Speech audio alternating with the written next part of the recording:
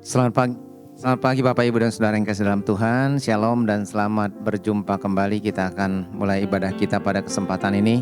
Saya ajak kita berdiri bersama-sama. Mari kita tunduk kepala. Adapun pertolongan kita datangnya dari Tuhan yang menciptakan langit bumi serta segala isinya. Tuhan yang setia dan tidak pernah meninggalkan perbuatan tangannya tapi kekal sampai selama-lamanya. Turunlah atas saudara sekalian anugerah dan sejahtera dari Bapa, kasih karunia dari Tuhan Yesus Kristus, serta lawatan kuasa Roh Kudus surahkan atas kita sementara kita beribadah pada saat ini. Amin. Segala pujian, hormat, kemuliaan hanya bagi-Mu ya Tuhan. Kami datang mengucap syukur ya Tuhan buat segala kebaikan-Mu. Terima kasih untuk kasih setia-Mu, terima kasih untuk pertolongan-Mu, juga anugerah-Mu yang selalu melimpah dalam hidup kami ya Tuhan. Terima kasih Bapa, kembali Engkau mengumpulkan kami untuk datang beribadah memuliakan nama-Mu. Kami rindu lawatan-Mu tercurah di tempat ini ya Tuhan. Urapi hamba-Mu yang mewartakan firman-Mu ya Tuhan. Urapi mulut bibirnya supaya apa yang disampaikannya benar-benar berasal dari Tuhan. Urapi juga jemaat-Mu ya Tuhan. Roh-Mu bekerja, Roh-Mu membuka hati dan pikiran setiap kami ya Tuhan. Sehingga firman yang kami dengar tidak berlalu dengan sia-sia. Supaya firman yang kami dengar boleh tertanam di dalam hati setiap kami ya Tuhan. Sehingga terjadi kebangunan rohani. Kami juga berdoa untuk anak-anak-Mu yang mengambil bagian dalam pelayanan ya Tuhan. Urapi juga setiap mereka ya Tuhan. Baik untuk pemimpin pujian, untuk para singer, untuk tim pemusik, tim multimedia, aser kolektan, bahkan guru-guru sekolah minggu. Berkati setiap mereka ya Tuhan, supaya mereka juga boleh memberikan yang terbaik untuk kemuliaan nama-Mu. Berkati dan kuduskan juga sarana dan prasarana yang digunakan. Tuhan, kami juga teringat akan saudara-saudara kami yang masih di perjalanan ya Tuhan. Kiranya Tuhan mempercepat langkah mereka. Terima kasih Bapa, dalam nama Tuhan Yesus Kristus kami berdoa. Amin. Bapak Ibu silahkan duduk. Shalom, selamat pagi. Bersyukur kita boleh berada di tempat ini. Dalam seminggu yang boleh kita lalui, kita berikan kesehatan, diberikan kemampuan untuk bisa bersama-sama di sini. Mari kita datang kepada Tuhan, menyerahkan apa yang kita hadapi, apa yang kita pergumulkan, karena kita tahu bahwa di dalam Tuhan ada kekuatan dan ada jalan keluar dan segalanya. Biarlah kita selalu berserah, bersandar sepenuhnya kepada Tuhan. Dalam sesak ku mencari wajah-Mu, bersujud menyembah-Mu. Kami tidak lagi berharap kepada kekuatan kami, tapi kami berserah penuh kepada-Mu.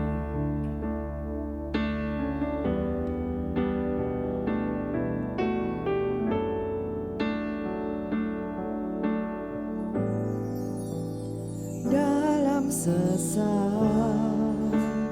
ku mencari wajah-Mu, bersujud menyembah-Mu.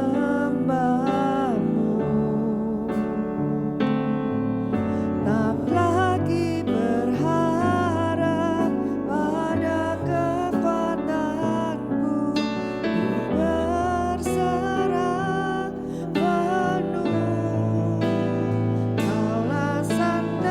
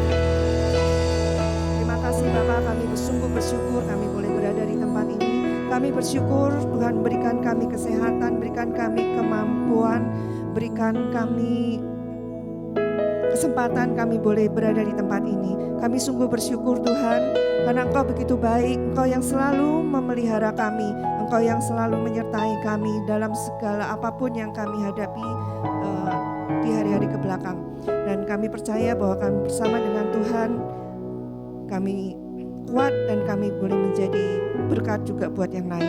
Dan saat ini kami selalu memberikan yang terbaik buat Tuhan. Terima kasih Bapak, Tuhan lawat setiap kami yang ada di sini tanpa terkecuali. Di dalam nama Tuhan Yesus kami mengucap syukur dan berdoa. Amin. Shalom. Shalom. Ya, Tuhan itu baik dan mari kita tinggikan nama Tuhan. Bahwa kemuliaan Tuhan, Dia yang memerintah, yang berkuasa, Dia adalah Raja segala raja.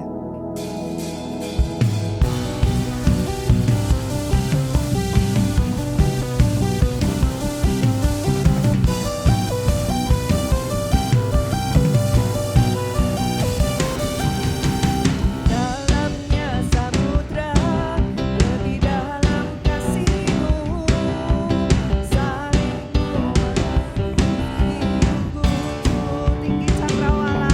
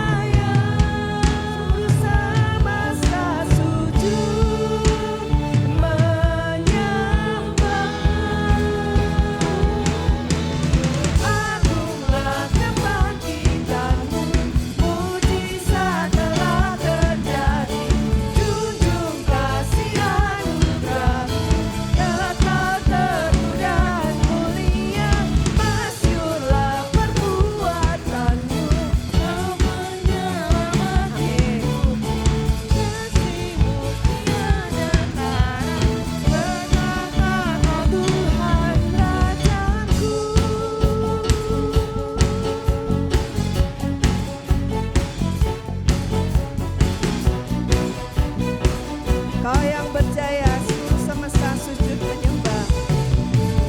Kau yang percaya seluruh semesta sujud menyembah.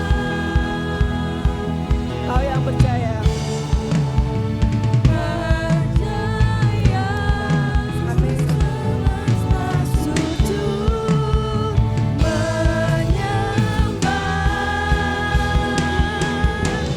Agunglah kebangkitanmu, mujizat telah terjadi. Junjung kasih anugerahmu, kekal teguh dan mulia. Masyurlah perbuatanmu, kau penyelamat hidupku. Kasih-Mu tiada tara, betapa Kau Tuhan. Agunglah kebangkitanmu, mujizat telah terjadi. Junjung kasih anugerahmu, kekal teguh dan mulia. Masyurlah perbuatanmu, Kau penyelamat hidupku. Kasih-Mu tiada tara, betapa Kau Tuhan Rajaku.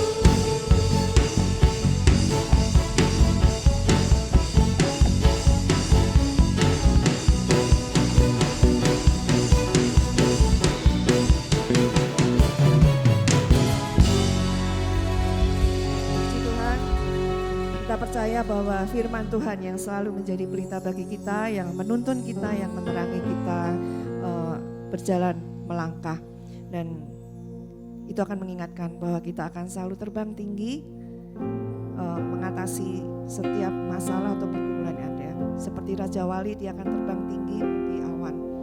Di situ dia mendapat kekuatan. Kita akan naikkan pujian ini. Firman-Mu Tuhan, pelita bagiku, janji-Mu terang bagi jalan-jalanku.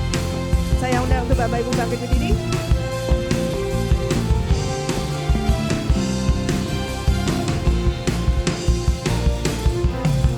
Firman-Mu Tuhan, pelita bagi kakiku.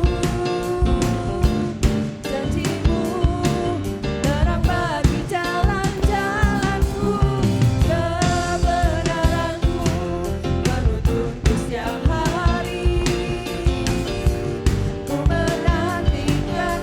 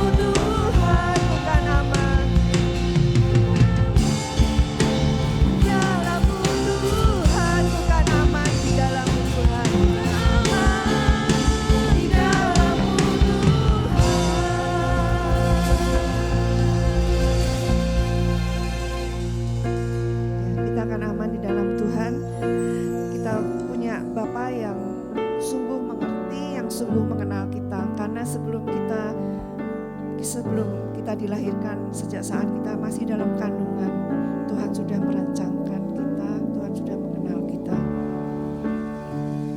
Bapa, Engkau mengenal kami lebih dari siapapun. Engkau mengetahui setiap cerita hidup kami, tidak peduli masa lalu, tidak peduli apa yang itu, tapi Tuhan yang mengubahkan, yang menyempurnakan kami saat Engkau hadir dalam hidup kami.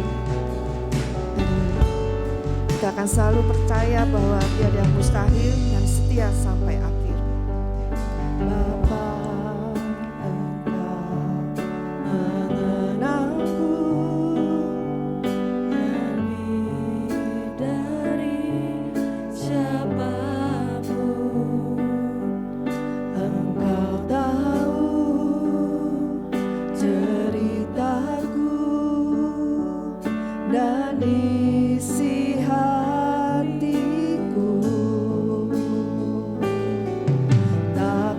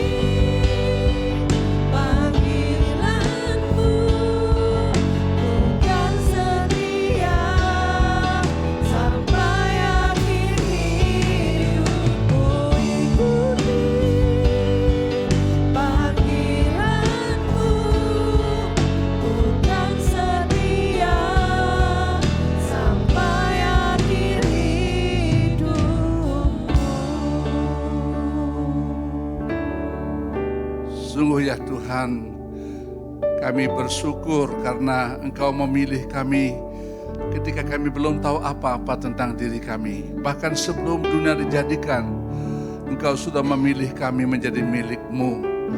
Sungguh kami bersyukur karena kami tahu sementara kami menapaki kaki kami di bumi ini, kami hidup bukan berjalan semau dan sesuka kami sendiri. Roh-Mu menuntun kami dan Engkau menghendaki kami supaya kami berjalan sesuai dengan kehendak Tuhan. Karena itu Tuhan, ingatkanlah kami dengan firman pada pagi hari ini. Siapa kami dan bagaimana kami harus hidup bagi Tuhan.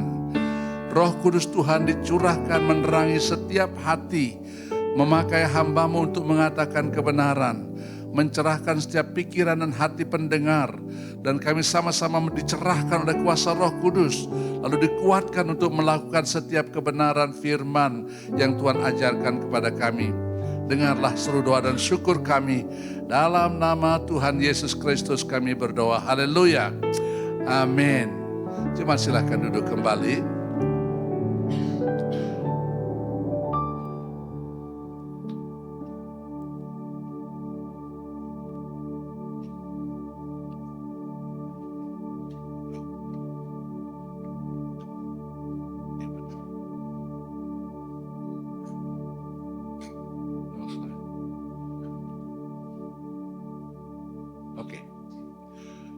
Pagi ini kita akan merenungkan sebuah tema, diterangi untuk menjadi terang. Tema ini kita angkat dari Yohanes 8 ayat 12 dan juga dari Injil Matius pasal 5 ayat 14 sampai dengan ayat 16 yang berbunyi begini. Maka Yesus berkata pula kepada orang banyak, katanya, "Akulah terang dunia. Barang siapa mengikut aku, ia tidak akan berjalan dalam kegelapan, melainkan ia akan mempunyai terang hidup." Matius pasal 5 ayat 14 sampai dengan 16 berbunyi begini. "Kamu adalah terang dunia. Kota yang terletak di atas gunung tidak mungkin tersembunyi. Lagi pula orang tidak menyalakan pelita lalu meletakkannya di bawah gantang, melainkan di atas kaki dian, sehingga menerangi semua orang di dalam rumah itu. Demikianlah hendaknya terangmu bercahaya di depan orang banyak, supaya mereka melihat perbuatanmu yang baik dan memuliakan Bapamu di sorga." Saudara-saudara, waktu kita membaca Yohanes pasal 8, kita harus mengaitkan dengan konteksnya. Ayat-ayat sebelumnya, khususnya ayat pasal 7, itu berbicara mengenai Tuhan berada dalam kaitan sebuah hari raya, yang disebut dengan hari raya Pondok Daun atau Sukkot. Orang Yahudi mempunyai banyak hari raya. Orang Yahudi mempunyai banyak hari raya, di antaranya ada hari raya Paskah atau Pesak, hari raya roti tidak beragi, hari buah sulung, hari Pentakosta atau Shavuot, hari serunai, hari pendamaian, dan hari ini kita merenungkan hari Pondok Daun atau Sukkot. Waktunya adalah tanggal 15 sampai dengan 21 Tusri. Dan itu merupakan hari raya apa sebenarnya? Hari raya itu merupakan perayaan pesta, merupakan hari pesta panen. Kalau saya pernah berjalan di Kalimantan Barat ke desa-desa, hari raya panen mereka katakan sebagai hari raya menaikkan hasil bumi ke lumbung. Mereka adakan banyak acara, di antaranya ada banyak acara yang mistik sekali. Ada potong ini, pitung, ada doa-doa dan segala macam. Itu agama di setempat di sana. Nah, pesta perayaan panen itu 8 hari, saudara-saudara. Mereka mengadakan perayaan seperti itu, tertawa, makan, sukacita sekali. Tapi hari raya itu juga merupakan pesta mengenang pemeliharaan Tuhan yang membawa mereka keluar dari Mesir, berjalan melintasi belantara, dan ada tiang awan, tiang api. Di malam hari tiang api menerangi perjalanan mereka. Di siang hari tiang awan menutupi mereka sehingga tidak panas di padang gurun. Dan terus berjalan demikian sampai ke tempat tujuan.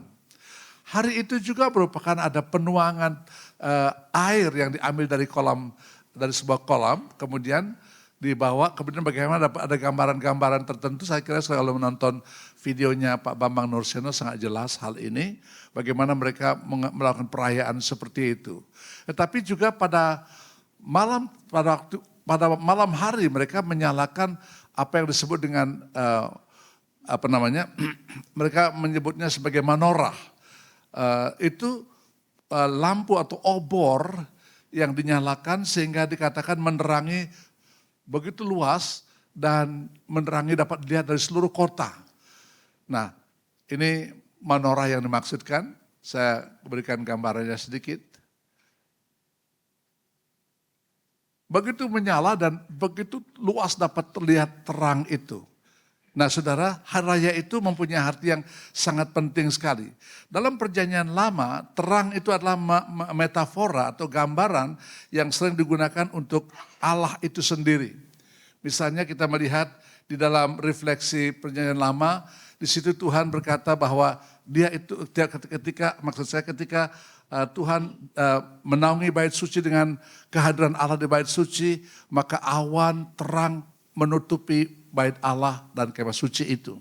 Itu tanda kehadiran Tuhan.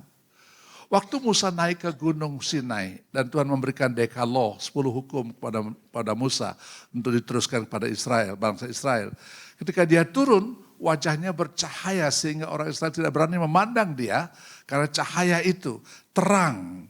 Orang Yahudi sering sekali membaca Mazmur 27 sebagai sebuah nyanyian yang dinyanyikan orang-orang Israel begini. Tuhan adalah terangku dan keselamatanku. Dan juga bukan hanya itu, dalam perjanjian lama ada janji-janji tentang Mesias di masa depan, tentang yang digambarkan sebagai terang ini. Misalnya saja kitab Yesaya 49 atau Yesaya 4 pasal 60. Dikatakan di situ Allah itu dilukiskan atau di kehadiran Allah itu dimetaforakan dengan terang yang luar biasa. Bukan hanya demikian, dalam perjanjian baru juga. Saudara ingat pada waktu Yesus dibawa ke bait Allah, lalu ada seorang bernama Simeon yang sudah menanti-nantikan juru selamat itu, Mesias itu. Lalu pada waktu Yesus dibawa, dia berkata, sekarang biarlah mataku sudah memandang janji Allah ini. Dan sekarang biarlah aku pergi, biarlah aku mati, kira-kira itu artinya. Kemudian dia mengatakan satu kalimat, terang yang menjadi penyataan atau revelation bagi bangsa-bangsa dan menjadi kemuliaan bagi umatmu Israel. Dia berkata bahwa Mesias itu ini, terang itu sudah ada di antara kita.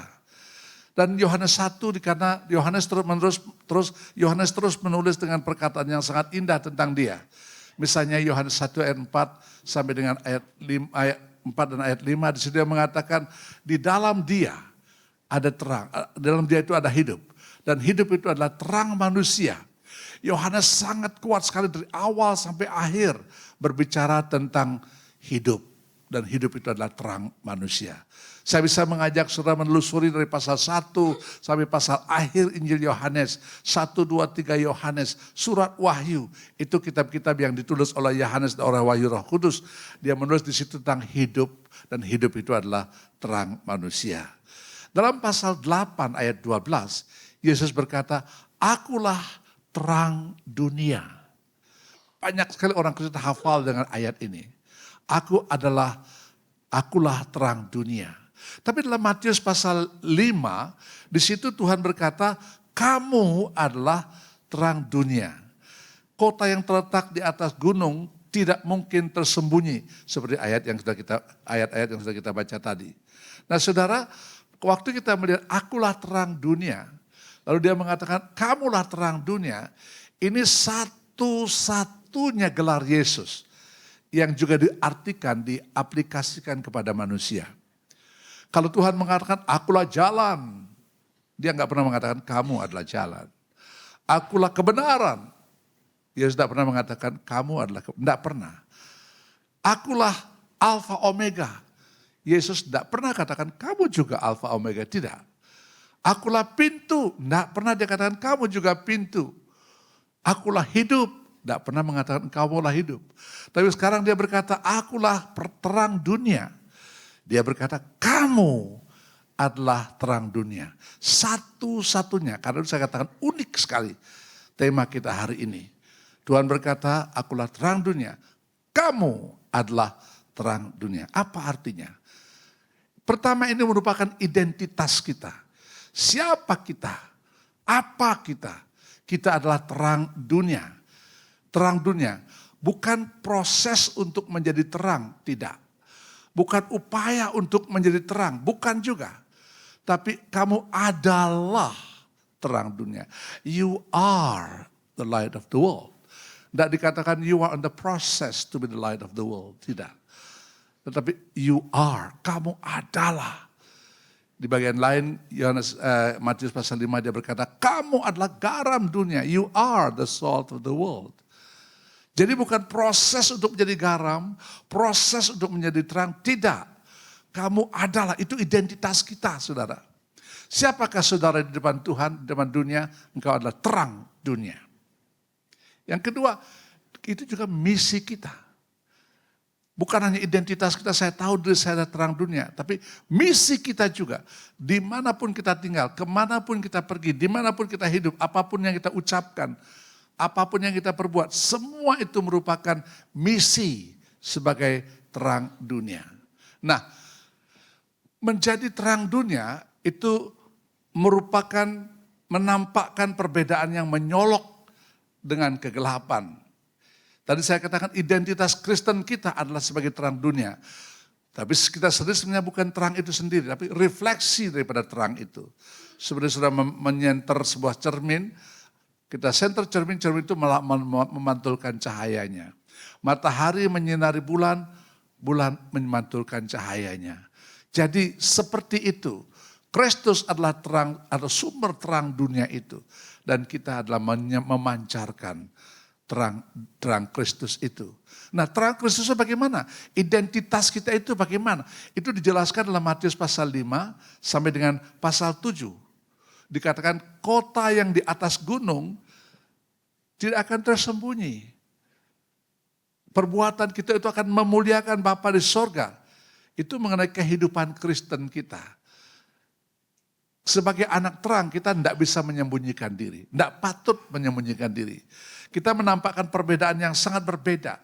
Bedanya di mana? Karakter Kristus itu ada. Nampak dalam Matius pasal 5 sampai dengan 7 itu. Aspek kasihnya, kerendahan hati, kekudusan, kebenaran, belas kasihan, doa, pengampunan dan sebagainya itu merupakan integritas kita. Seperti Kristus. Kristus demikian adanya. Dan itu yang pertama. Jadi merupakan pembedaan. Kita tidak sama dengan orang luar. Tapi jangan juga katakan, saya memang tidak beda dengan dia, saya beda dengan dia, lalu kita mengagungkan diri. Tidak. Artinya kita tidak bisa menyangkal diri kita. Kita tidak sama dengan mereka. Harus dikatakan seperti itu. Maksud saya begini, bukan berarti kalau mereka makan nasi, kita tidak makan nasi, bukan. Oh mereka pakai pakaian, kita nggak pakai pakaian, bukan. Dalam hal seperti ini sama, tapi dalam karakter. Karakter itu apa? Sifat kita yang di dalam kita. Kita yang sesungguhnya, kita yang sebenarnya di dalam kita. Terungkap keluar. Terungkap keluar. Garam itu memang asin. Nampak begitu dirasa asin. Terang ada di dalam kita. Kita memperoleh hidup yang baru dalam Kristus. Kita anak-anak terang. Dan terang itu memancar keluar. Apa yang di dalam tampil keluar. Itu disebut dengan integritas. Yang dalam, yang luar sama. Tapi bukan berarti dari luar ke dalam. Dari dalam keluar. Sebab kalau dari luar ke dalam itu bisa menipu. Bisa menjadi topeng. Kita pakai topeng gonta-ganti bisa, nanti kita akan renungkan lebih jauh lagi. Jadi identitas kita dalam Kristus adalah seperti itu. Dan ini tidak mungkin kita bisa samakan dengan dunia. Karena itu kemanapun saudara pergi, ingat. Kalau dunia boleh lakukan itu, kamu belum tentu boleh. Kalau orang lain membiasakan yang demikian, kita belum tentu boleh. Bedanya di situ. Nanti kita akan lihat lebih jauh lagi. Yang kedua, tidak bisa disembunyikan. Terang dimanapun, khususnya di malam hari, ada terang tidak bisa disembunyikan.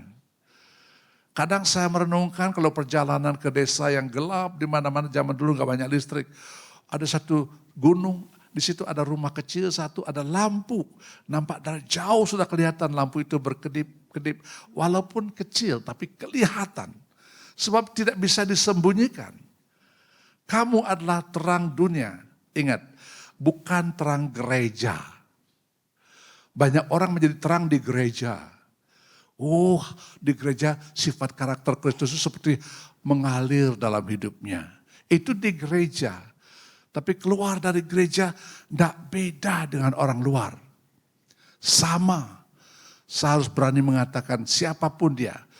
Kalau presiden adalah orang Kristen, harusnya dia tetap sebagai Kristus seperti terang dunia dimanapun dia berada. Kalau menteri beragama Kristen, orang lain korupsi, dia tidak patut korupsi.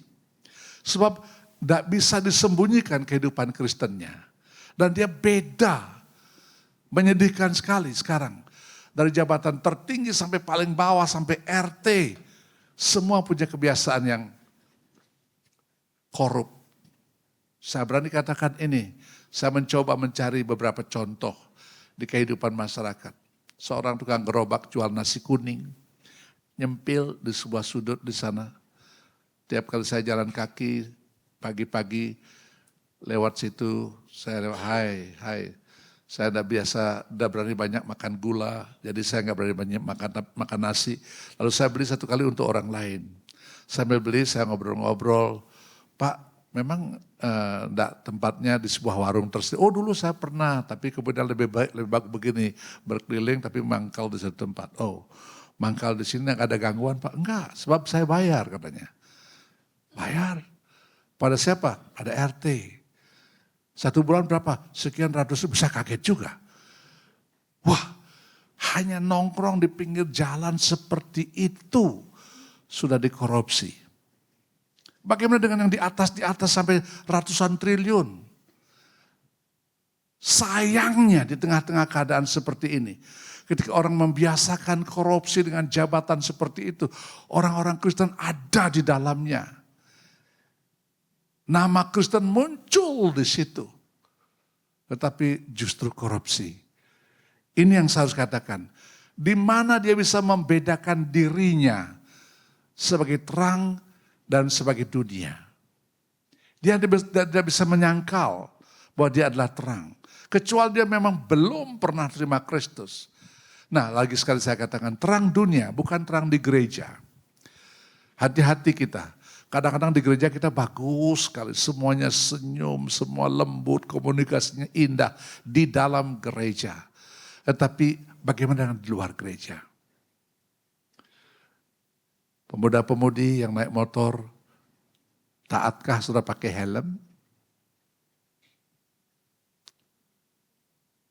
Bisakah sudah menggunakan jalan dengan bagus? Sehingga orang bisa melihat anak ini mengemudi dengan baik. Jadi orang bisa melihat dari gerak mobil, dari cara kita berpakaian, cara kita bertutur kata. Dapatkah kita menampakkan Kristus, menampakkan terang Kristus yang tidak bisa disembunyikan. Seringkali kita menyembunyikan diri dengan cara-cara yang saya akan sebutkan juga ya. Totalitas kehidupan kita. Itu yang saya katakan integritas karakter. Kristen kita itu harus nampak di mana saja. Di kantor, di jalan, di rumah tangga, di pekerjaan. Apakah orang tahu dapat membedakan saudara dengan mereka yang tidak percaya Kristus? Pertanyaannya sederhana. Tetapi justru ini menjadi hal yang sangat mendasar. Kalau identitas kita sebagai terang, mengapa orang lain tidak bisa melihat? Kalau kita adalah keluarga Kristen, sudah diterangi, sudah diselamatkan oleh Tuhan. Yohanes katakan di dalam dia ada hidup, dan hidup itu terang manusia. Mengapa tetangga melihat keluarga kita tidak beda dengan keluarga mereka? Saya teringat di Jawa Timur pada tahun 1900, mungkin itu tahun 72 barangkali, kalau saya tidak ingat 71, 72. Ketika saya praktek di sebuah gereja di kota Malang. Tiga pemuda anaknya laki-laki semua. Bukan 3, 4. Semua pemuda-pemuda anak-anaknya ini rajin di gereja. Ketua sekolah minggu, ketua paduan suara, ketua ini, semua ketua-ketua. Saya tanya, papa mama bagaimana? Ada di rumah. Mama sudah enggak ada, tapi papa masih ada. Kami kunjungi ke rumah, selamat sore, ngobrol-ngobrol. Wah, anak-anak, bapak sangat menolong gereja, sangat membantu dalam banyak aktivitas gereja. Tapi saya belum pernah melihat bapak di gereja. Dia diam. Apa bapak ke gereja? Iya, saya ke gereja. Saya ke gereja sejak gereja itu, gereja terbesar di Malang, paling tua. Sejak gereja itu baru dimulai saya ada di situ. Saya aktif dari dulu, pendeta kami pendeta hebat, pemusiknya hebat, semua dia ceritakan. Tapi bapak ke gereja sekarang, enggak. Dia bilang, kenapa? Dia lama diam. Kemudian saya coba putar-putar, tanya kembali pertanyaan yang sama. Apa yang dia bilang? Begini, dia orang pendidikan Belanda, begini Neef, dia bilang, begini Pak, kira-kira begitu ya. Anak saya nomor 1 jadi ini di gereja Bapak. Kedua jadi, ketiga, semua anak-anak saya aktif di gereja. Tapi tidak satu pun bisa hormat orang tua. Tidak pernah mengerti hati orang tua. Sehingga saya pikir untuk apa saya ke gereja? Kalau anak-anak yang ke gereja seperti ini. Tidak perlu saya ke gereja. Saya sangat terpuruk perasaan saya waktu itu. Karena banyak orang jadi terang di gereja. Di rumah tangga tidak. Bagaimana dengan suami istri? Mungkin yang paling sering terjadi adalah mantu dan mertua. Dapatkah kita menjadi terang sehingga tetangga bisa melihat ini keluarga indah. Di Solo, saya pernah khotbah di sebuah gereja Bethel di situ. Pendetanya anak seorang pegawai Pertamina. Dia bercerita kepada saya, waktu papa saya tugas di satu tempat di sini, kami tinggal di kompleks perumahan Pertamina yang biasanya selalu lux, mewah. Di kompleks itu ada sebuah minimarket. Satu kali saya pergi ke sana belanja, Pak Haji panggil saya, nak sini sebentar. Coba catatkan saya kata-kata kalimat lagu yang kalian tiap malam nyanyikan itu. Dia kaget, lagu apa ya? Baru dia ingat, tiap malam keluarga itu berkumpul, habis makan malam mereka baca firman, lalu ada nyanyi sedikit, berdoa, baru seterusnya ada yang belajar dan sebagainya. Tetangganya seorang haji, tiap malam mendengar lagu yang sahdu, kehidupan keluarga yang harmoni, sampai dia tersentuh untuk tahu isi lagu, kata-kata lagu itu. Mungkin sebagian dia dengar kata-kata lagu itu tapi tidak utuh. Dia ingin mendengar secara penuh. Kalimat itu menyentuh saya. Tidak perlu kita tempelkan salib di jidat. Lalu kita besar keluar rumah, pakai pakaiannya mungkin agamis, apa saja namanya. Mungkin kalau Kristen punya pakaian agamis, pakai pakaiannya agamis. Lalu orang akan melihat, wih dia seorang Kristen yang agamis sekali. Tidak perlu seperti itu. Tidak perlu ada instrumen apa-apa, ornamen apapun pada tubuh kita. Tapi kehidupan pribadi kita itu tidak tersembunyi. Open secret kata sebuah lagu. Atau Paulus mengatakan surat yang terbuka. Orang bisa membaca apa yang dia baca dalam hidup kita. Dapatkah mereka melihat keluarga ini keluarga yang akur, Mereka beda dalam hal ini, bahkan kurang kaya daripada saya. Mungkin dia sederhana, tapi beda. Ada satu hal yang mereka tetap miliki yang saya tidak miliki. Mereka memiliki sukacita, damai sejahtera. Kami kaya, punya ini, punya itu, tapi tidak ada damai. Mereka bisa membaca itu. Pertanyaannya sekarang, apakah saudara adalah terang dunia yang tersembunyi? Atau kita tidak tersembunyi? Saya bukan terang gereja, tapi terang dunia. Totalitas hidup saya, integritas saya nampak keluar. Saya teringat satu cerita. Saya baca dari sebuah cerita pendek tentang seorang pendeta di luar negeri. Dia mengadakan KKR. Pendeta itu miskin. Gereja yang dia layani pun miskin. Banyak gereja kenal dia, lalu mengundang KKR 3 malam di sebuah desa. Ketika dia berkhotbah, selesai berkhotbah, dia pulang naik bus. Ketika dia pulang naik bus, selesai malam ketiga selesai, kemudian dia akan pulang ke rumahnya naik bus. Kondektur itu memberi uang, pendeta ini membayar uang bus. Tapi ada kembalian, dikembalikan lebih $1 oleh kondektur ini, dikembalikan lebih $1. Lalu pendeta lihat, lebih $1. Kemudian dia bilang kepada kondektur itu, kondektur Pak, Anda membayarnya lebih $1. Ah masa? Iya, saya punya uang segini, Bapak kembalikan segini. Lebih $1. Dia ambil, kondektur itu berkata apa? Dia berkata, saya sengaja kasih Bapak lebih $1. Karena saya ikut Bapak punya KKR 3 malam. Saya ingin melihat apakah Bapak punya integritas. Ataukah Bapak menjual integritasmu hanya dengan $1. Uang lebih dikembalikan. Integritasnya nampak. Sehingga kondektur itu sungguh-sungguh merasa dikuatkan. Dia sudah menyatakan terima Yesus pada 3 malam itu. Dan sekarang saya melihat kehidupan pendeta yang berkhotbah sama dengan apa yang dia khotbahkan.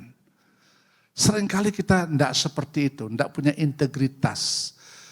Khotbah bagus, tapi keluarga hancur. Saya tidak ngarang-ngarang. Saya lama ikut dalam sebuah tim misi, saya ikut main musik, saksofon, saya main, dan ikut dalam sebuah tim ke desa-desa. Ada pendeta yang memimpin giat sekali, pimpin kemana-mana. Ke desa, ke kota, kemana. Dia seorang yang pelat kalau ngomong bahasa Indonesia karena dia totok sekali. Tapi dia berani berkhotbah dengan bahasa pelat. Dan saya terharu melihat dia. Dan kemudian lama-lama, sudah sekian lama, berbulan-bulan bersama-sama. Kadang keliling sana, kadang sampai saya kuliah, kemudian ada waktu kita keliling. Satu ketika saya tanya, istrinya yang mana ya? Saya tanya, Bapak pendeta kita ini istrinya yang mana? Teman saya mengatakan, istrinya tidak ke gereja. Saya berkata, you jangan ngarang. Beliau begitu aktif giat ke gereja. Melayani PI kemana-mana. Istri gak ke gereja. Masa? Disitulah kemudian saya tahu. Khotbah satu hal. Tapi dampak daripada integritas kita kepada istri dan anak, hal yang lain. Lingkungan terdekat dengan kita akan melihat apa yang saya omong sesuai gak dengan apa yang saya perbuat. Ada ucapan tua mengatakan, perbuatan kita berbicara lebih kuat dari perkataan kita. Jadi apa yang saya katakan tadi, pendeta yang rajin PI pun belum tentu menjadi terang dunia. Dia hanya menjadi terang bagi dirinya sendiri saja. Atau mungkin terang di gereja tapi tidak dalam bagian-bagian yang lain. Saudara, mari kita renungkan satu hal. Identitas kita adalah terang dunia. Dan terang tidak bisa disembunyikan. Terang membuat perbedaan yang jelas antara kita dengan dunia. Yang ketiga, terang itu mempengaruhi dan menuntun. Ada satu mercusuar yang letaknya agak terpencil di sebuah desa. Dan laut berkarang banyak di situ. lampu mercusuar zaman dulu itu tidak dinyalakan dengan listrik, tapi dengan minyak. Jadi pemerintah memberikan sejumlah minyak, segini kamu pakai untuk lampu ini, untuk mercusuar ini.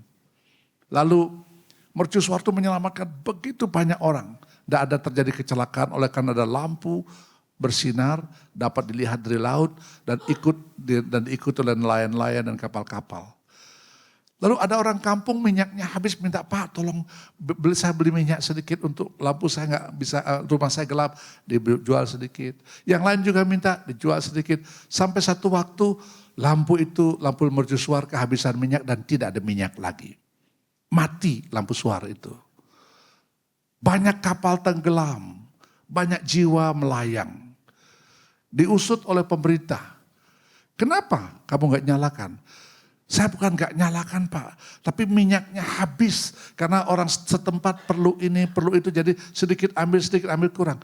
Pemerintah mengatakan apa? Minyak itu diperuntukkan untuk lampu suar, lampu mercusuar, bukan untuk yang lain. Saya menegaskan tentang identitas kita, identitas saudara dan saya. Engkau dihadirkan di mana saja adalah untuk menjadi lampu mercusuar itu. Kalau minyaknya berkurang, bukan untuk itu engkau dihadirkan di situ.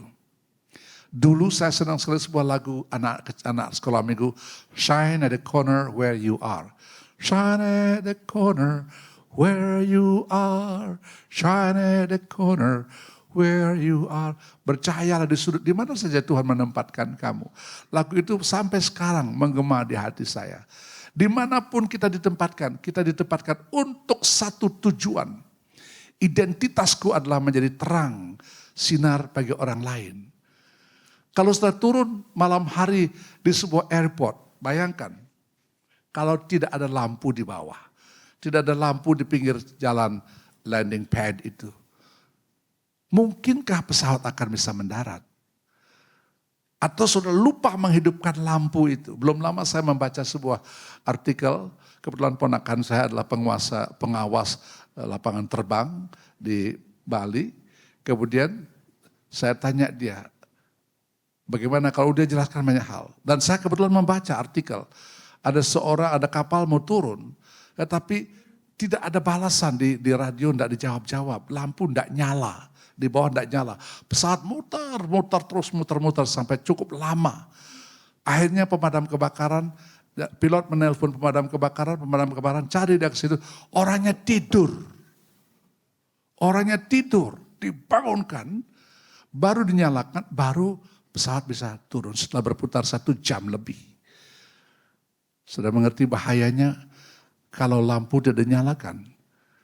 Sebab lampu itu membawa pengaruh bagi hidup mati orang lain.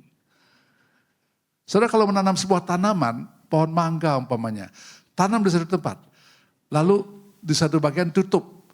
Kemana pohon mangga itu mengarah? Dia akan terus mengarah ke matahari. Ada orang mencoba buat percobaan mangga, tapi dekatnya dipasang lampu. Ternyata juga dicari ke lampu itu, dan yang banyak berbuah justru yang pada daerah lampu itu. Terang itu membawa dampak, saudara, membawa dampak yang luar biasa. Nah karena itu ingat, kita adalah terang dunia yang mempengaruhi orang lain.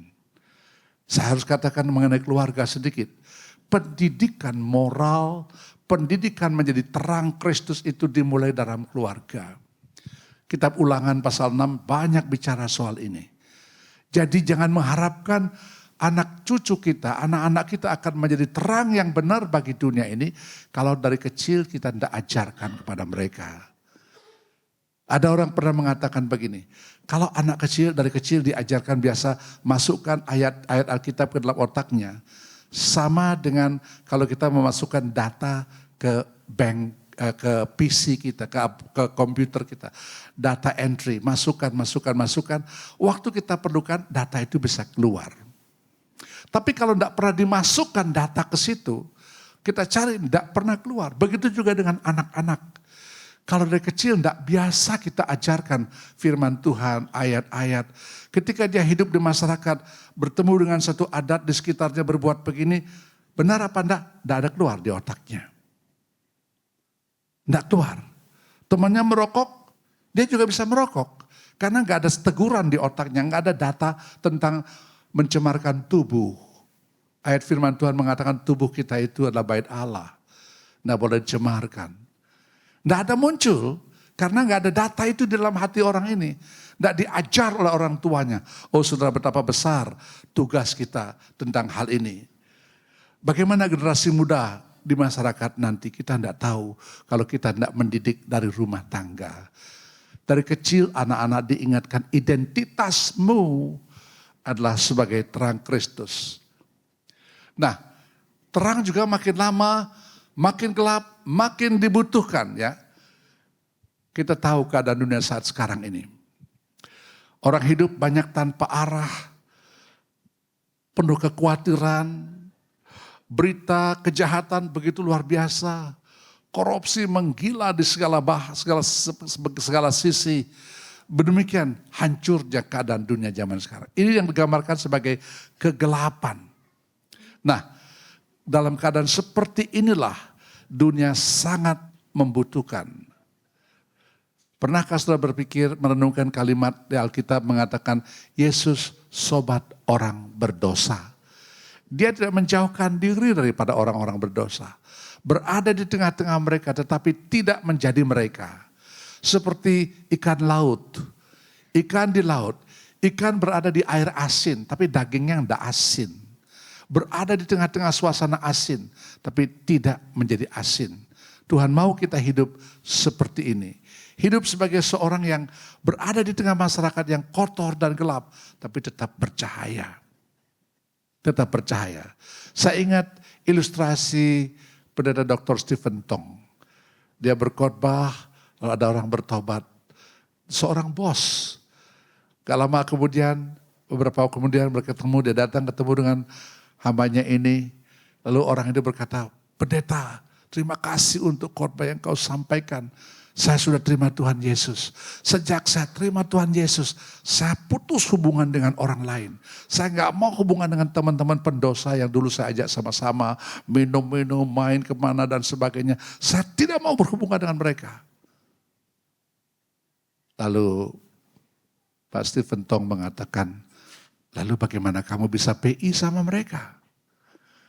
Bagaimana kamu bisa memberitakan kebenaran kepada mereka? Bagaimana kamu bisa bercahaya dengan mereka, kepada mereka? Karena engkau mengisolasi diri. Harusnya kamu sudah berubah, masuk ke tengah-tengah mereka untuk merubah mereka seperti garam, mempengaruhi, bukan dipengaruhi. Ini yang harusnya kita buat. Ini yang menyebabkan juga kita menjadi sangat lemah dalam berbagai hal. Nah saudara, kiranya kita diingatkan, makin dunia makin gelap, makin membutuhkan terang.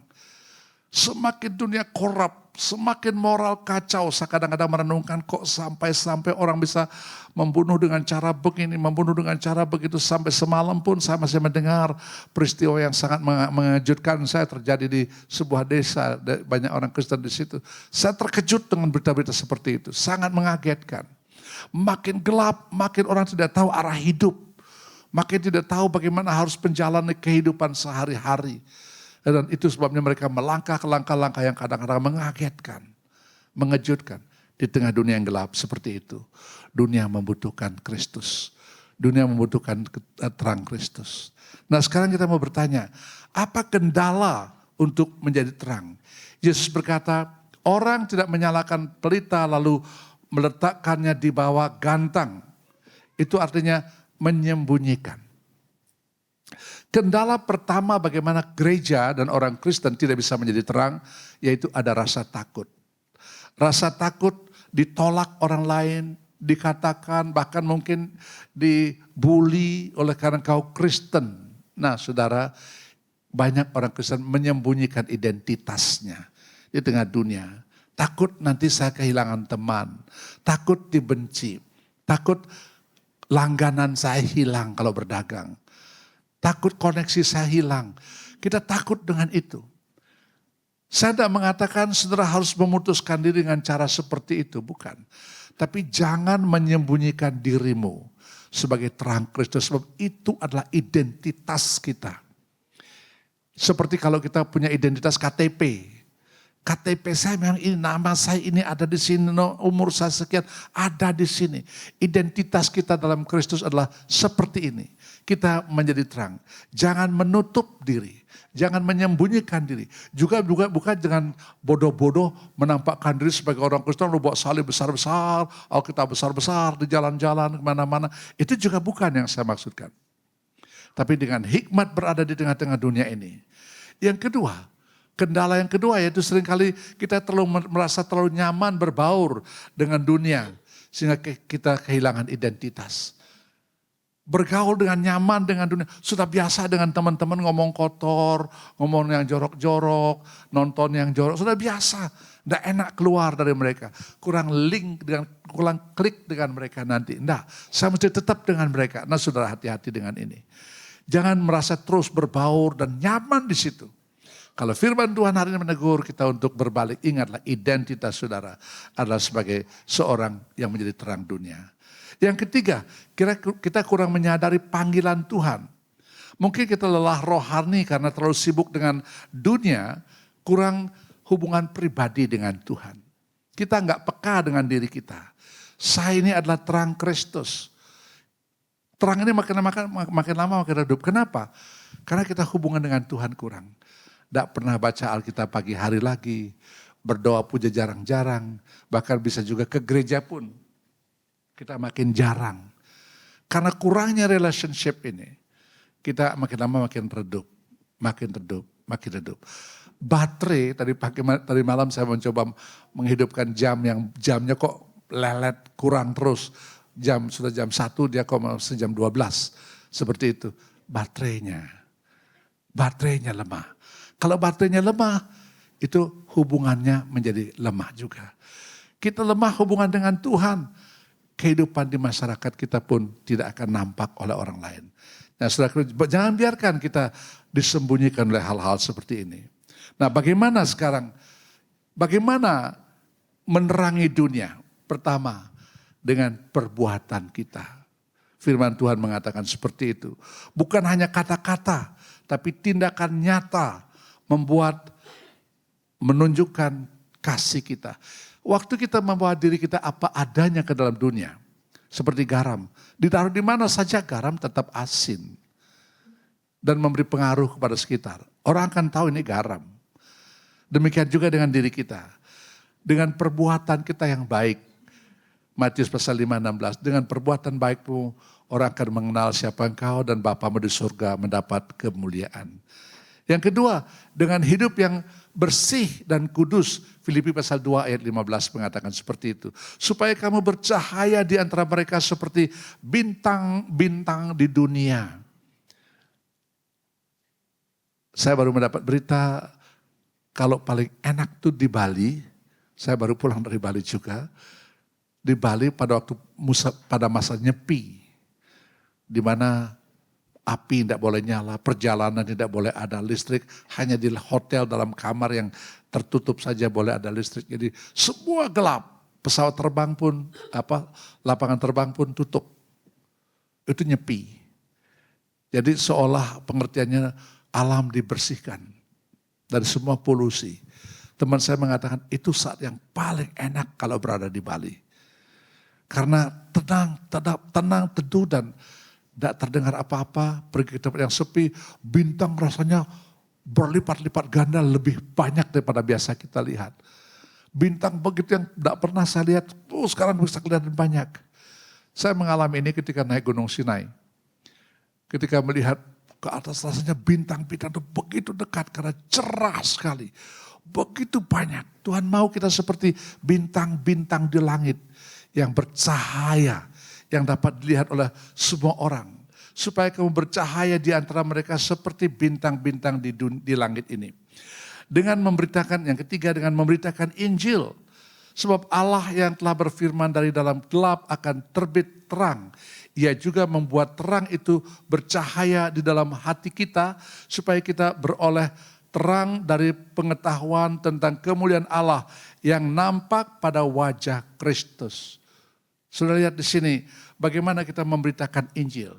Memberitakan Injil itu ada 3 cara paling tidak. Yang pertama dengan pribadi kita yang hadir di situ. Present, orang sebutkan dengan presence evangelism. Penginjilan kehadiran. Hadir saja, itu sudah memberitakan Injil. Tapi dengan identitas Kristus. Hadir, presence. Yang kedua, yaitu proclamation. P yang kedua. P pertama presence, yang kedua proclamation. Memberitakan. Beritakan. Kalau orang tanya sesuatu, kamu kok bisa ya? Kamu miskin, makan aja susah, tapi kok keluargamu bisa menyanyi, bisa senang, tidak mengeluh, tidak teriak-teriak di rumah tangga, adem, tenteram. Kok bisa? Presence, proclamation, ucapkan sekarang. Sebutkan. Kami nggak sanggup, tapi Tuhan membuat seperti itu. Kristus menjadi raja dalam keluarga kami. Presence, proclamation, dan yang ketiga persuasion. Persuasion itu kalau orang, lalu gimana dong caranya? Bujuk dia datang kepada Kristus. Tidak paksa. Jangan paksa mengambil kesempatan dengan memaksa dengan kemauan sendiri ambil keputusan, jangan. Tapi sebutkan jalannya. Bawa dia kepada Kristus. Jadi pertama presence, proclamation, and persuasion. Cukup dengan itu. Jadi cara memberitakan Injil sebenarnya tidak sulit. Tapi yang sulit kita kadang-kadang tidak ingat identitas kita. Maka saya harus katakan, mari firman Tuhan memberitahu kepada saudara, engkau adalah terang dunia. Cara praktis menjadi terang. Pertama, pelihara hubungan pribadi dengan Tuhan. Berdoa, baca firman, penyembahan, dan semua itu hubungan yang membuat kita makin hari makin bersih. Sudah tahu busi motor, kalau agak kotor, pasti jalannya mobil gak enak. Dibersihkan, tiap waktu dibersihkan. Dulu saya suka Vespa, lama saya pakai Vespa, platinanya itu harus dibersihkan, businya harus dibersihkan, baru enak jalannya. Bagaimana membersihkan rohani kita? Hubungan yang baik dengan Tuhan. Tuhan membersihkan dengan firman-Nya, dengan puji-pujian kita dibersihkan juga. Yang kedua, hidup sesuai dengan firman, bukan arus dunia. Jadi ikuti firman, lakukan firman. Firman berkata, Tuhan berkata berbahagia orang yang mendengar firman dan melakukannya. Bukan hanya mendengar banyak-banyak, mencatat banyak-banyak. Enggak, mendengar dan melakukan firman itu. Yang ketiga, lakukan perbuatan baik tanpa pamrih. Tuhan ada di hati kita, dia akan tunjukkan kebaikan. Maka kebaikan itu muncul dalam hidup kita secara normal, secara alamiah. Dan dengan hikmat berani bersaksi bagi Tuhan. Nah sebagai penutup, dunia gelap membutuhkan terang. Kita telah diterangi oleh Kristus, sekarang kita patut menerangi orang lain. Menjadi terang dimanapun kita berada. Identitas kita, you are the light of the world. Lagi sekali, you are not in the process to be the light of the world. But you are, kau adalah terang itu. Renungkan yang pertama, apakah terang Kristus nyata dalam hidup saya? Kedua, apakah saya menyembunyikan terang itu? Yang ketiga, apa yang bisa saya lakukan mulai hari ini untuk menerangi orang-orang di sekitar kita? Dapatkah kita berkata, saya mau seperti Kristus? Dapat kita berkata seperti itu? Mari kita bersama-sama berdiri, saya ajak saudara menutup renungan ini dengan menyanyikan, ku mau sepertimu Yesus, disempurnakan selalu. Mari berdiri sama-sama. Engkau adalah terang dunia. Kristus adalah terang dunia. Dia menerangi kita, kita menjadi terang, dan kita harus menerangi orang lain. Ku mau sepertimu Yesus. Ku mau sepertimu Yesus. Disempurnakan selalu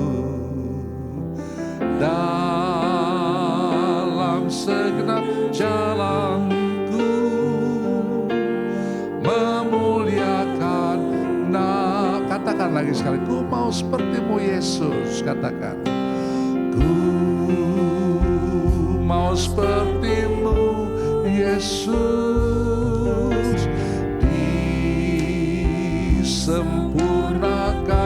selalu dalam segenap jalanku memuliakan nama. Saya tidak ingin saudara hanya sekedar menyanyi. Dengungkan itu dari hati saudara yang paling dalam. Tuhan sudah memberikan kau hidup, dan hidup itu menjadi terang, membuat kamu menjadi terang dunia. Dan Tuhan memberikan identitasmu, kamu adalah terang dunia. Sebab itu saya ingin mengajak saudara menyanyikan dengan bersungguh-sungguh sekali lagi. Dan setelah itu minta Bapak Gembala memimpin doa syukur untuk firman yang kita dengar. Ku mau seperti-Mu Yesus, disempurnakan selalu dalam segenap jalanku Memuliakan nama. Sekali lagi, ku mau seperti-Mu Yesus, ku mau seperti-Mu Yesus, disempurnakan selalu dalam segenap jalanku memuliakan nama-Mu, memuliakan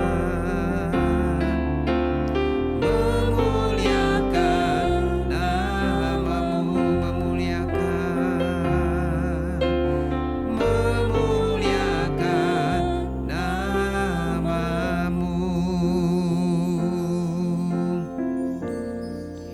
Kami menyadari Tuhan, apabila kami berjalan sendiri dengan mengandalkan kekuatan dan kemampuan kami, maka kami tidak akan pernah menjadi terang bagi sesama kami.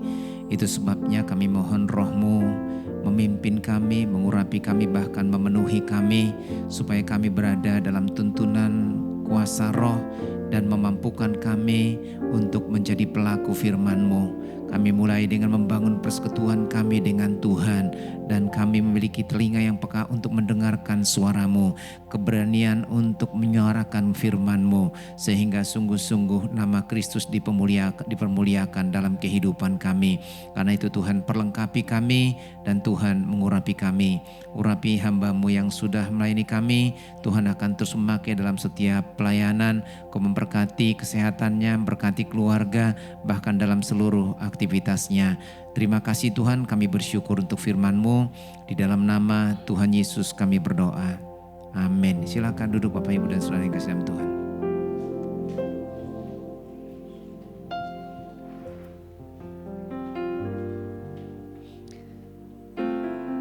Kami segenap jemaat dari GIATHB mengucapkan terima kasih untuk pelayanan Bapak Pendeta Imadi Sastra. Tuhan memberkati selalu kesehatan, pelayanan, keluarga, dan biarlah kita selalu diingatkan untuk kita hidup menjadi terang bagi sekitar kita. Dan sebelumnya saya juga mengundang jika ada jemaat yang baru pertama kali hadir, bisa bangkit berdiri. Semuanya jemaat yang setia, dan ada beberapa pengumuman.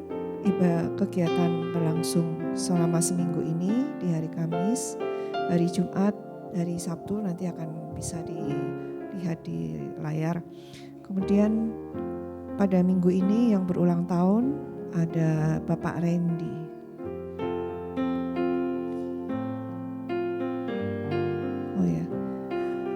Bapak Randy yang berulang tahun, ya kita berdoa supaya diberkati selalu, diberikan kesehatan, panjang umur, dan sukacita di dalam keluarga juga. Ya, saat ini tidak hadir, tapi kita percaya bahwa doa-doa kita yang kita naikkan itu akan sampai. Dan kita sudah waktunya kita akan memberikan persembahan pada saat ini. Persembahan akan dijalankan dengan 2 kantong biru dan kantong merah. Dan kantong merah akan digunakan untuk persembahan Natal. Saya undang untuk petugas persembahan bisa maju ke depan.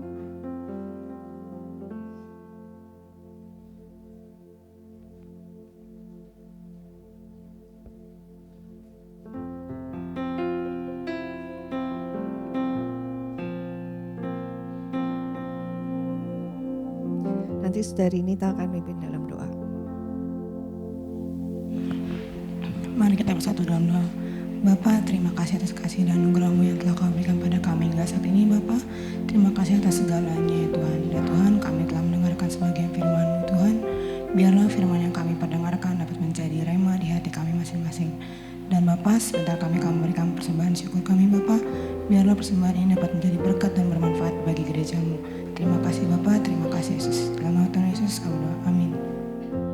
Firman-Mu Tuhan pelita bagiku, janji-Mu terang bagi jalan-jalan. Bukan terbang tinggi, bersama dalam kemuliaan.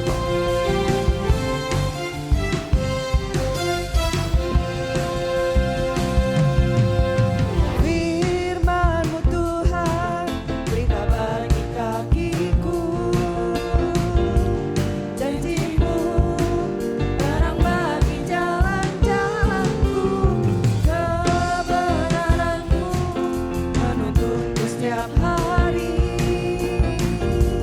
Ku menantikan-Mu beri kekuatan baru, bukan terbang tinggi di awan, bersama-Mu dalam kemuliaan. Sebab firman-Mu teguh menopang, bukan aman di dalam-Mu Tuhan. Firman-Mu Tuhan, Firman-Mu Tuhan pelita bagi kakiku, janji-Mu terang bagi jalan-jalanku, kebenaran-Mu menuntunku setiap hari. Ku menantikan-Mu beri kekuatan baru, bukan terbang tinggi di awan, bersama-Mu dalam kemuliaan. Sebab firman-Mu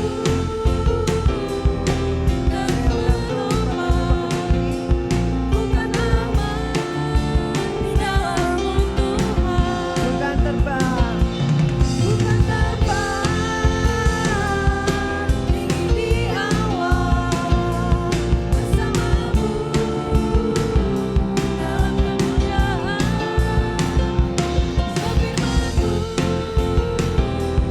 firman-Mu teguh menopang, bukan aman di dalam-Mu Tuhan. Bukan aman di dalam-Mu Tuhan. Bukan aman di dalam-Mu Tuhan. Tuhan, kami bersyukur kami boleh merasakan terang Tuhan dalam kehidupan kami yang menuntun kami kepada jalan kebenaran dan keselamatan yang Tuhan anugerahkan bagi kami. Dan kerinduan kami Tuhan supaya kami tidak hanya merasakan terang itu dan menikmati sendiri dalam hidup kami, tetapi kami akan memancarkannya dimanapun kami berada, baik dalam keluarga, dalam bergereja, dalam pekerjaan, bahkan dimanapun kami berada, sehingga dunia akan melihat bahwa kami telah mengalami terang dan terang itu terpancar bagi mereka dan mereka juga mengalami terang yang sama dalam hidup mereka. Sekali lagi Tuhan, Kau yang akan terus menuntun kami, mengurapi kami dan mampukan dan serta melengkapi kami sehingga sungguh-sungguh kami dapat memancarkan terang itu tanpa terpengaruh dengan keadaan ataupun situasi, dan kami terus akan menyatakan kebenaran-Mu dimanapun kami berada. Urapi, berkati hamba-hamba-Mu, anak-anak-Mu yang sudah melayani pada hari ini. Tuhan akan memakai mereka lebih lagi, memberkati mereka dalam keluarga, dalam pekerjaan, bahkan dalam setiap langkah-langkah mereka. Demikian juga kami menyerahkan untuk semua jemaat, Kau yang akan terus memeliharakan mereka, dan kemanapun mereka melangkah, tangan Tuhan menopang mereka. Yang lemah Tuhan kuatkan, yang susah Tuhan hiburkan, bahkan yang sedang jatuh Tuhan angkat kembali dan bangkit bangkitkan kembali iman mereka. Kau tahu apa yang menjadi harapan pergumulan mereka. Tuhan selalu menjadi pertolongan bagi mereka, dan Engkau menyatakan kuasa-Mu dalam setiap hari-hari yang mereka lalui dan menopang mereka dalam setiap langkah mereka. Demikian juga anak-anak-Mu yang tidak hadir pada hari ini, Engkau lawat mereka, ingatkan mereka supaya mereka tetap hidup dalam persekutuan dengan Tuhan dan iman mereka kuat di dalam Engkau. Kami juga bersyukur buat Pak Randy yang berulang tahun pada minggu ini. Dengan bertambahnya usianya, maka boleh semakin mengenal Engkau lebih dalam dan semakin bertumbuh dalam iman, semakin dewasa di dalam pengenalan akan Engkau. Karena itu Tuhan memberkati baik dalam kesehatan, dalam keluarga maupun dalam setiap langkah-langkahnya. Kami juga terus berdoa Tuhan buat bangsa dan negara kami. Ada begitu banyak masalah di negara ini, baik dalam ekonomi, sosial, politik, hukum, dan keamanan. Karena itu kami berdoa untuk pemerintah kami, jamah mereka, supaya mereka dapat berfungsi secara maksimal sesuai dengan tanggung jawab yang diberikan kepada mereka, sehingga dapat menjadi berkat bagi bangsa ini. Dan akhirnya apabila sebentar kami akan meninggalkan tempat ini, kami mohon Tuhan memberkati kami. Jemaat yang dikasihi oleh Tuhan, angkatlah hatimu dan terima berkat Tuhan. Pulanglah dengan membawa berkat anugerah dan sejahtera dari Bapa, kasih setia dan kasih karunia dari Tuhan Yesus Kristus, serta kekuatan, penghiburan, dan penyertaan Roh Kudus nyata dalam kehidupan saudara dari saat ini sampai Maranatha Tuhan datang untuk yang kedua kalinya, bahkan sampai selama-lamanya. Amin.